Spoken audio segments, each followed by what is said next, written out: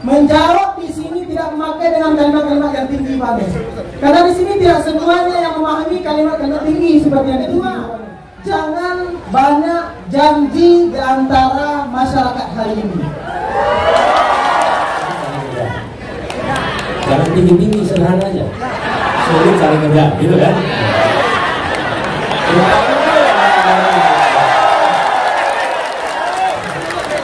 Cari apa ini maksudnya? Ternyata pertanyaan sederhana, bagaimana cepat cari kerja? Perkenalkan, nama saya Dery Pratama. Saya alumni dari UIN Muhammad Yunus Nusantara, Pak Anies. Jadi di sini pertama sebelum saya bertanya, Pak Anies, saya ingin minta dua hal kepada Pak Anies.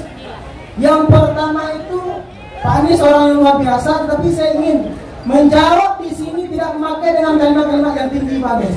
Karena di sini tidak semuanya yang memahami kalimat-kalimat tinggi seperti yang dituju itu, Pak Anies. Yang kedua, jangan banyak janji di antara masyarakat hari ini. Jadi di sini pertanyaan saya, Pak Anies, pertanyaan saya mengutip daripada perkataan Tan Malaka itu. Kata Tan Malaka, tujuan daripada pendidikan itu adalah mempertajam pengetahuan, memperkukuh kemauan, dan memperhalus perasaan, Pak Anies. Jadi dari kalimat itu, kami sebagai mahasiswa, kami sebagai orang yang pernah belajar itu, banyak di antara kami yang hari ini telah menjalankan tiga hal itu, Pak Anies, tetapi merasa ketakutan. Kenapa? Karena setelah sekolah, setelah berkuliah itu takut tidak mendapatkan pekerjaan. Selanjutnya, banyak di antaranya orang-orang elit yang berada di pemerintahan itu, Pak Anies, tidak mendengarkan dan tidak mau membawa kami masuk ke dalam pemerintahan itu. Jadi Pak Anies, saya minta penjelasannya, kami dari sektor kaum mahasiswa dan dari seluruh yang pernah berkuliah, Pak Anies. Sekian, terima kasih. Sulit cari kerja. Jangan tinggi-tinggi, sederhana aja.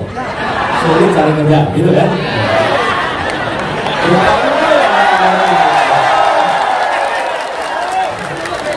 Cari apa ini maksudnya? Ternyata pertanyaan sederhana, bagaimana cepat cari kerja, gitu. Jadi yang mencari duit siapa ini?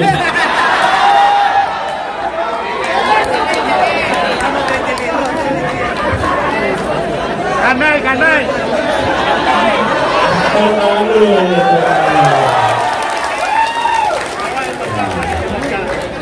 Jadi,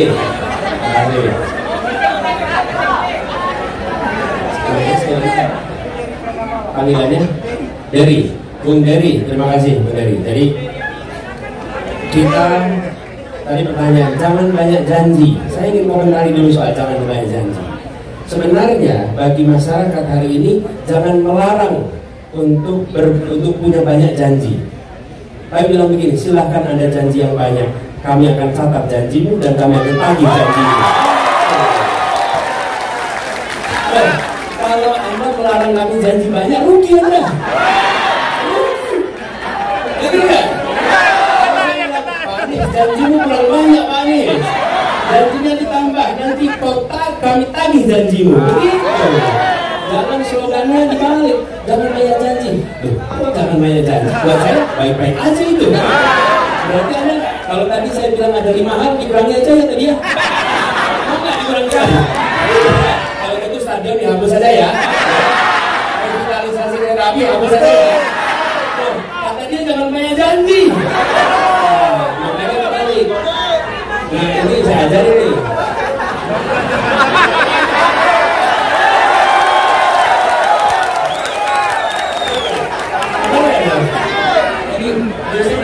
Pak Anies, kami rekam kalimatmu.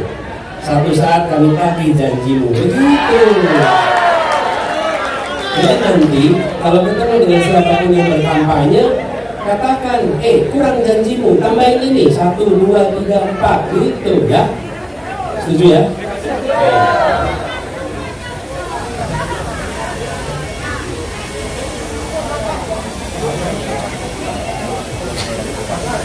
Nah, lalu tadi pertanyaannya, bagaimana supaya lapangan pekerjaan? Ya betul, Tan Malaka pernah mengatakan itu. Tujuannya mempertajam kecerdasan, memperkuat kemauan, memperhalus perasaan. Itu kata Tan Malaka. Dan kita semua ingat kalimat itu. Nah, sekarang kita harus ingat bahwa pendidikan bukan sekedar persiapan kerja, dan pendidikan bukan semata-mata untuk menciptakan penjajah ilmu pengetahuan yang akan menjual ilmunya kepada orang-orang yang akan membayar dengan harga termahal. Bukan. Pendidikan adalah mengembangkan potensi yang ada dalam dirinya untuk menjadi manusia yang berakhlak, manusia yang punya kompetensi, manusia yang punya skill, manusia nantinya memberikan manfaat bagi dirinya dan lingkungannya. Itulah fungsi pendidikan.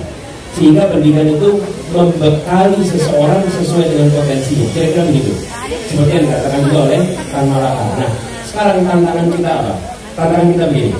Tantangan kita bukan anak-anak saja yang tidak bisa mendapat pekerjaan, tapi pekerjaannya yang kurang banyak. Jumlah yang lulus dengan lapangan pekerjaannya tidak seimbang, tidak seimbang. Katakan begini, yang lulus 100 pekerjaannya 60, otomatis 40 nggak dapat pekerjaan. Itu sebabnya kami selalu katakan, kita ingin kebijakan pertumbuhan ekonomi yang menciptakan pemerataan dan keberlanjutan. Itu istilahnya pertumbuhan yang berkualitas. Bila saya harus memilih pertumbuhan ekonomi yang tinggi tanpa pemerataan atau pertumbuhan ekonomi yang menengah dengan pemerataan, maka saya akan katakan pertumbuhan ekonomi yang menengah dengan pemerataan. Nah, pemerataan itu artinya juga kesempatan kerja. Jadi, investasi yang terjadi sekarang ini tinggi sekali. Kita lompat investasinya dari sekitar 400 triliun per tahun 2013 menjadi 1.200 triliun di tahun 2022. Lompat itu 3 kali lipat. Tetapi penyerapan tenaga kerjanya tidak meningkat. Kenapa? Karena investasinya di bidang yang padat modal. Ini yang kita ingin dorong ke depan. Investasi di padat karya dan investasi dorong untuk sektor informal mikro, karena itu menyerap tenaga kerja banyak. Jadi dengan begitu nanti teman-teman lulus kuliah, lulus sekolah lebih mudah dapat pekerjaan, bukan semata-mata karena mampu atau tidak mampu, tapi karena lapangan pekerjaannya tersedia gitu. Jadi itu saya rasa bahasanya udah sederhana sekali itu untuk menjawab pertanyaan.